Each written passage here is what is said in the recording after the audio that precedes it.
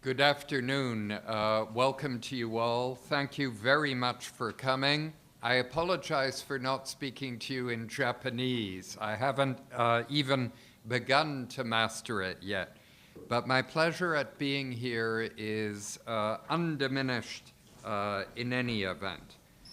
As you know, the scientific issues raised by the nuclear plant disaster further to the tsunami following the earthquake nearly 3 years ago now remain very significant. The scientific challenges are unsettled in many ways 3 years later, and this was brought home to several of us yesterday when we visited a group of citizens of the most affected area who had been temporarily resettled. They were admirable people, by the way. They didn't complain about themselves at all or their situation. Their biggest worry seemed to be about the disruption in their family life, that the link of the family home to their children and grandchildren might be broken. And that distressed them greatly, as it would any of us if our closest family links were threatened in that way. I think Fukushima now, not surprisingly, 3 years after the event, is somewhat out of focus internationally. Every now and then there's a headline in one of the international newspapers about something that's been said or not done in Japan relative to recovery. But publics internationally are underinformed and often confused, particularly on the scientific dimension of what recovery will involve. Happily for the human race, there have been very few nuclear disasters. We are fortunate for this conference to have several colleagues and friends with us from the Ukraine who will be able to share with us how Ukrainians dealt with the aftermath of Chernobyl. But actually, the circumstances of the two countries are quite different. The disaster at Chernobyl was in one sense more comprehensive, but the circumstances of the country are different. Like my own country, Canada, there is quite a lot of open space in the Ukraine. So it was possible just to shut off a great deal of space around the affected site. In Japan, that's a great deal more difficult, as we know, and the pressure to return is much greater. So in that sense, the social implications of these two disasters are somewhat different. In fact, no two incidents of this nature resemble each other in detail, although we can learn very significant lessons from them every time. UNU's involvement arises from a dialogue with the Nuclear Regulatory Authority of Japan, headed by Ambassador Kenzo Oshima, very well known at the international level. Ambassador Oshima, in discussion with us, mentioned that at the international level, there really is a very significant lack of knowledge on the scientific challenges that Japan and its people face, that the people of this prefecture face. And so his hope was that through the project that the authority is funding, not only will we be able to generate a little more scientific light on the issue, but that we can carry this to the international level, which is very much our project. For example, 2 years from now, if we do our work well and if we are lucky, it should be possible to take to the UN in New York at a time when Japan may be sitting on the UN Security Council, for which it is a candidate in elections in 2015, some of our findings, and many delegates, a lot of the Secretariat, some of the agencies in New York will be interested in scientific findings relevant to the Fukushima disaster. So I hope in that way, Ambassador Oshima's faith in us, the faith of the Nuclear Regulatory Authority will not be betrayed. Many people have contributed to this symposium. I can't mention everybody. I'd like to pay tribute to UNU's Senior Vice Rector, Kazuhiko Takeuchi, who is also an Assistant Secretary General of the UN, a title he doesn't use much, but which is of significance when he circulates in the UN world. And he also has a foot strongly planted still in the University of Tokyo, where he has a significant research team.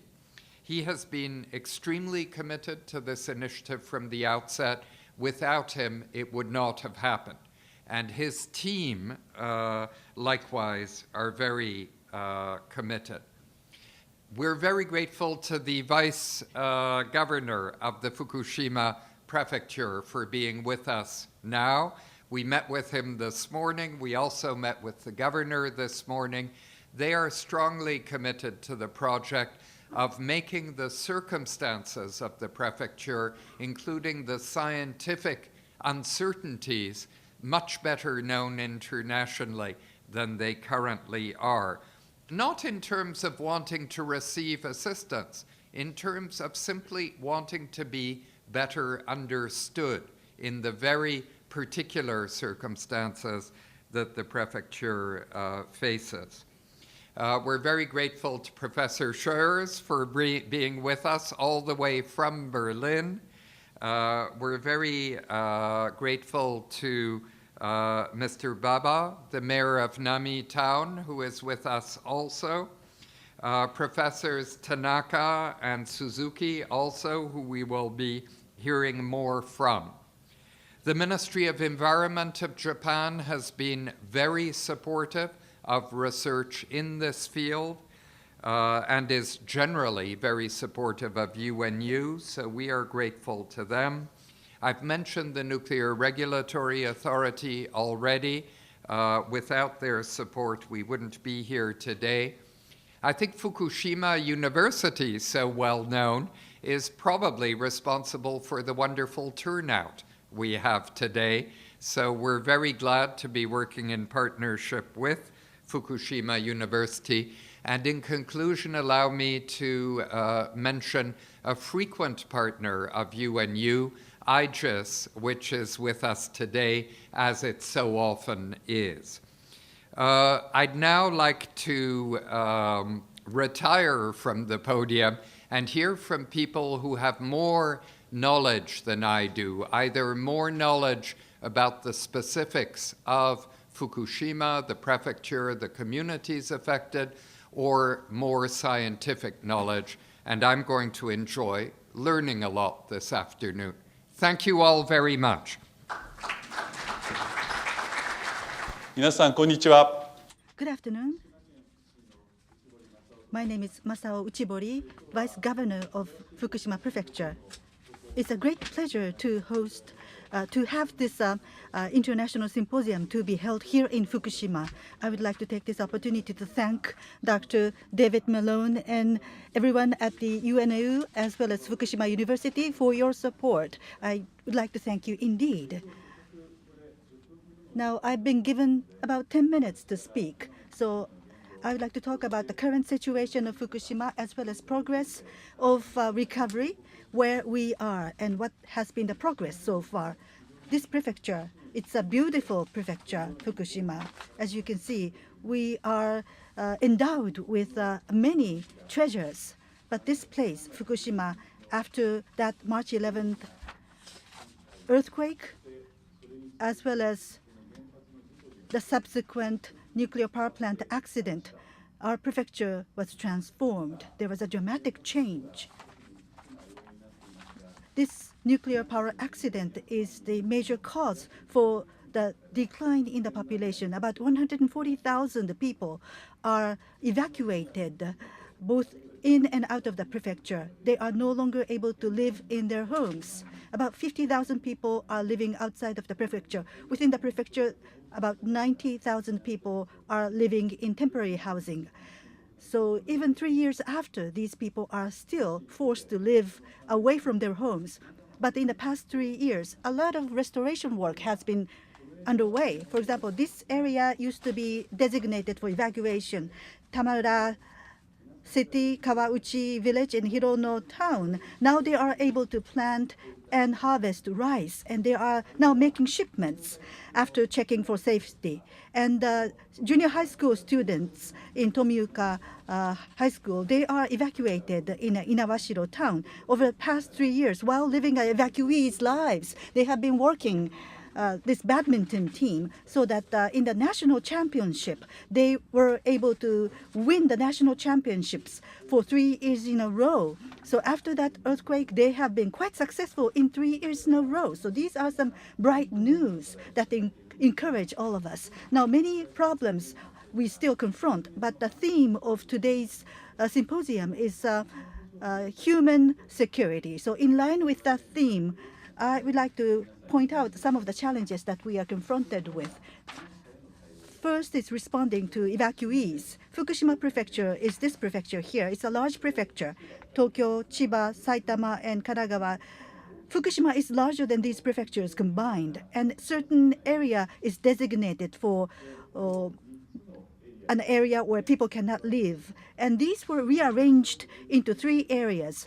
Areas preparing for the lifting of evacuation orders, which means that people can come back in a relatively short time. Residence restricted zone means that it's going to be some more time before they can return. And there is an area designated as difficult to return zone, which means that they will not be able to go back in a long time. So this is the separation and designation of different zones. Namie Mayor, his town has many zones designated as difficult to return zones. So he's having difficulty. What is important for rebuilding of their lives is that in the area they can go back to, there has to be decontamination, and you have to build commercial facilities as well as medical facilities so that people can live an ordinary life. And there is the public housing. In the case that they are not able to return right away, we have to provide them with housing where they can settle down. So the prefecture is going to be the central party in preparing about 5,000 such units for these people to live. And we are currently conducting a survey of our residents. Unfortunately, there's an increasing number of residents who say that they don't want to go back or they don't intend to go back. If they are to start new lives in different cities and towns, how can we provide support? That's another challenge. Number 2, our work toward restoration of the environment. First is the nuclear power plant, Fukushima Daiichi nuclear power plant. How can we have a complete resolution of the accident at Daiichi nuclear power plant? As you know, there's the contaminated water issue as well as removal of spent nuclear fuel from the unit. They spent a lot of time for these works to be done. Unless there is complete resolution of these issues, you cannot have full restoration of Fukushima. So I would like to ask the central government and TEPCO to work on these. Number 2, the region that's been contaminated should be decontaminated, and monitoring should be conducted so that people can live with a sense of safety and security. So the prefecture would be developing a new Fukushima Prefecture Environment Creation Center to create such an environment. The third issue is food. It is the ensuring of safety of food. On this question for the last 3 years, there was much progress. Farmland was decontaminated and the analysis of the substance was done scientifically in the case of rice. If rice is produced in Fukushima, all bags, all bales would be monitored, and then we will deliver safe rice. The ampogaki is a dried persimmon, which had not been shipped, but we have a new analytical equipment. From the end of last year, shipment began for the first time. The fourth issue is the health and growth of children and youth. In Fukushima, people live. Is it safe to live in Fukushima? There are people having that anxiety. For these people, we must have the survey of the prefectural citizens' health management. We will continue that survey. Whole body counter will be used for measuring the internal exposure. Thyroid will be tested, especially for the young people. Until March of this year, we will complete such surveys so that we can tell them that they can live in Fukushima in safety and with the peace of mind. So medical basis, by the end of fiscal 2015, we will create various medical units which will support the prefectural health efforts. Also, another important thing about health is the minors below the age of 18. Medical cost would be turned completely free. And children tend to stay inside and they tend to become obese. So we will upgrade the playing grounds inside and outside the houses and facilities so that they can enjoy healthy playing outside or inside.